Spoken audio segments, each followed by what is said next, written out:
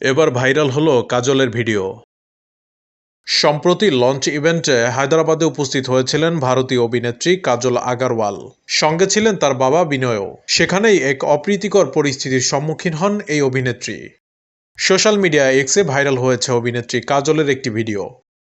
সেখানে দেখা গেছে সেলফি তোলার সময় এক ব্যক্তির স্পর্শে অপ্রস্তুত অনুভব করেন কাজল।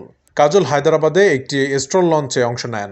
স্টলের লঞ্চের সময় তিনি একটি সেলফি ক্লিক করার জন্য এক ব্যক্তির অনুরোধ রাখার চেষ্টা করেন। এক্সে অনুরাগীর শেয়ার করা ভিডিওতে দেখা গিয়েছে ছবিটি ক্লিক করার সময় ওই ব্যক্তি অভিনেত্রীর কোমরে স্পর্শ করেন। তবে কাজলকে বেশ আতঙ্কিত দেখাচ্ছিল সেই সময়।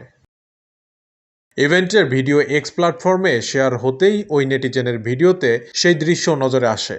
অভিনেত্রী যদিও অনুষ্ঠানস্থলে কোনো বাধা দেননি।